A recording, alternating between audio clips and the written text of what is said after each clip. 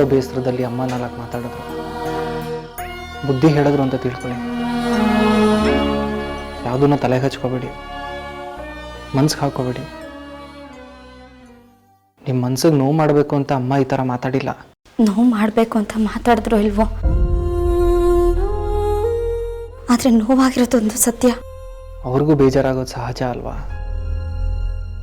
ಯಾವುದೋ ಕೆಟ್ಟಗಳಿಗೆ ನೋಡಬಾರ್ದನ್ನ ಕಣ್ಮುಂದೆ ನೋಡ್ಬಿಟ್ರು.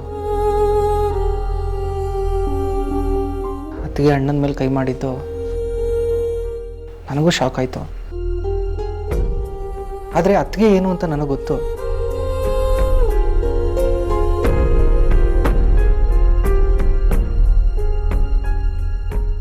ಇದೆಲ್ಲ ತಾತ್ಕಾಲಿಕ.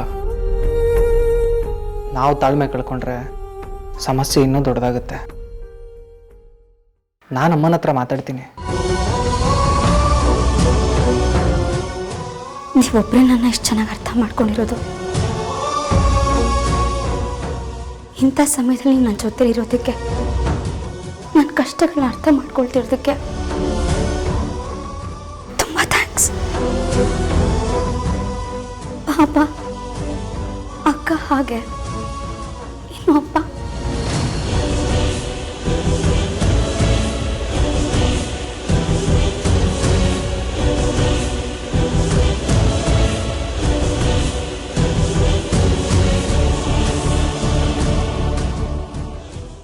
ಮೂರ್ತಿ ಅವ್ರಿಗೆ ಪ್ರಜ್ಞೆ ಬಂದಿದೆ.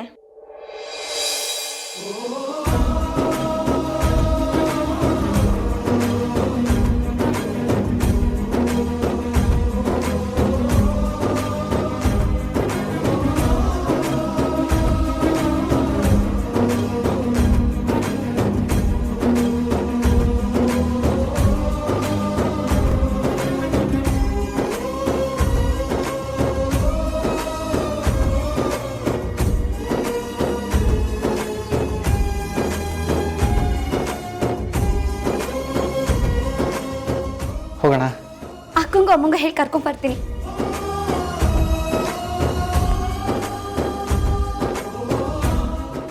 ಅಕ್ಕ, ಅಪ್ಪ ಪ್ರಜ್ಞೆ ಬಂದಿದ್ಯಂತೆ.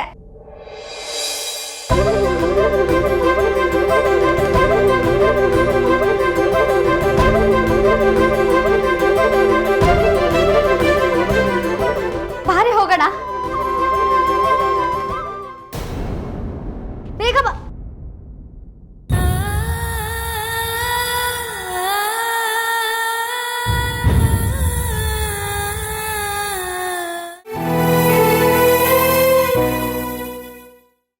ಆದರೆ ಈ ಪರಿಸ್ಥಿತಿನ ನನ್ನ ಕೈಯಲ್ಲಿ ಅನುಭವಿಸೋಕ್ಕಾಗ್ತಾ ಇಲ್ಲ.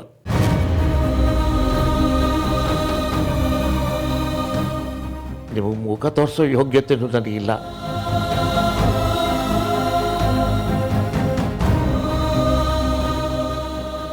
ಇದರಿಂದ ನಮಗಾಗಿರೋ ಅವಮಾನಕ್ಕಿಂತ ನಿಮಗಾಗಿರೋ ಅವಮಾನನೇ ಜಾಸ್ತಿ.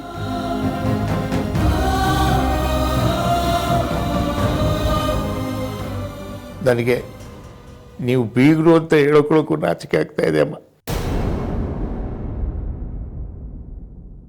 ದಯವಿಟ್ಟು ನನ್ನ ಕ್ಷಮಿಸ್ಬಿಡಿ. ಕ್ಷಮಿಸೋಕ್ ನಾವು ಯಾರ್ರೀ? ಹಿಂದು ಮುಂದೆ ನೋಡದೆ ನಿಮ್ಮ ಸಂಬಂಧ ಬೆಳೆಸಿದ್ವಿ. ನೀವು ಮಾಡಿರೋದು ನಮ್ಗೆ ಸ್ವಲ್ಪನೂ ಸರಿ ಕಾಣಿಸ್ಲಿಲ್ಲ.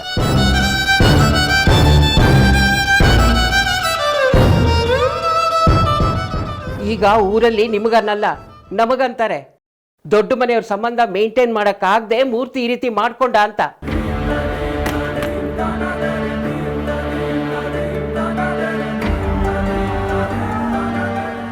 ನಿಮ್ಮ ಸಂಬಂಧ ಬೆಳೆಸಿ ನಾವು ನಿಮ್ಗೇನಾದ್ರೂ ಹೊರೆ ಆಗಿದ್ವಾ? ನೀವು ಯಾಕೆ ನನಗೆ ಹೊರೆ ಆಗ್ತೀರಮ್ಮ? ನಾವೇ ನಿಮಗೆ ಹೊರೆ.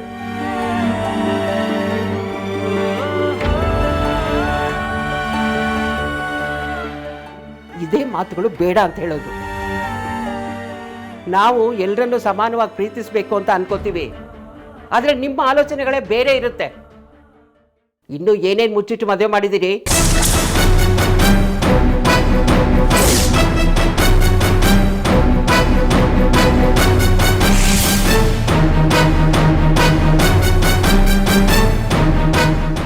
ನಾವು ನಿಮ್ಮನ್ನು ಸಂಪೂರ್ಣವಾಗಿ ನಂಬಿ ಹಿಂದೆ ಮುಂದೆ ನೋಡದೆ ನಿಮ್ಮ ಮನೆ ಸಂಬಂಧ ಬೆಳೆಸಿದ್ವಿ.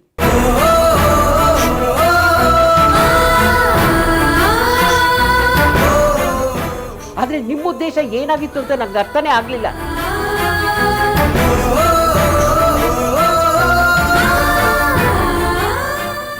ನಿಮ್ಮ ಮಗಳು ಇಲ್ಲೇ ನಿಂತಿದ್ದಾಳಲ್ಲ, ಕೇಳಿ ಅವಳನ್ನ ಯಾವತ್ತಾದ್ರೂ ನಾವು ಸೊಸೆ ಥರ ನೋಡ್ಕೊಂಡಿದ್ದೀವ, ಹೊರಗಿನವಳ ಥರ ಟ್ರೀಟ್ ಮಾಡಿದ್ದೀವ ಅಂತ? ಏನಮ್ಮ ಸುಮ್ಮನೆ ನಿಂತಿದ್ಯಲ್ಲ, ಹೇಳಿ ನಿಮ್ಮಪ್ಪಂಗೆ.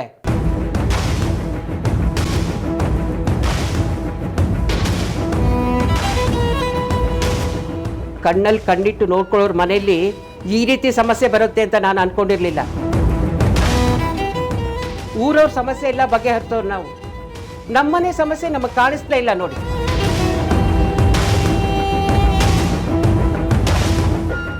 ಇದೆಲ್ಲ ನಮಗೆ ಬೇಕಿತ್ತ? ಎಲ್ಲ ಈಗೀಗ ಬಯಲಾಗ್ತಾ ಇದೆ.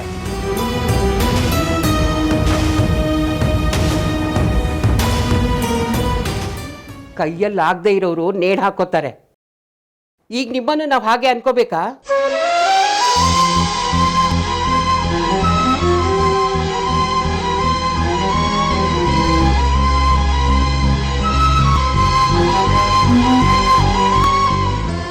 ಕೈ ಮುಗ್ದು ಮಾತ್ರಕ್ಕೆ ಹೋದ ಮಾನ ಆಡ್ಕೊಳ್ಳೋರ್ ಬಾಯಿ ಮುಚ್ಚಕ್ಕಾಗಲ್ಲ.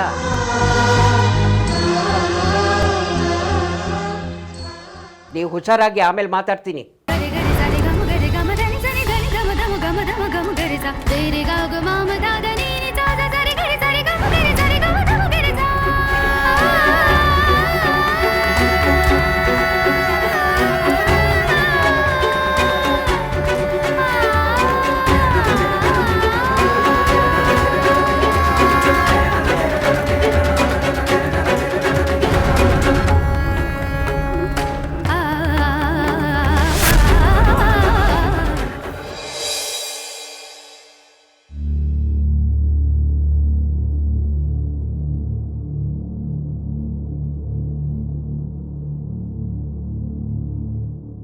ಏ ವಿಜಯ್,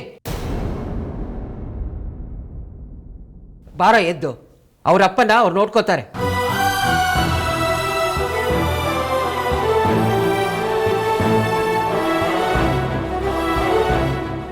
ಚಿಕ್ಕ ಸಾಹೇಬ್ರೆ, ಏನೂ ಆಗಲ್ಲ ಅಂಕಲ್, ನೀವು ಬೇಗ ಹುಷಾರಾಗಿ.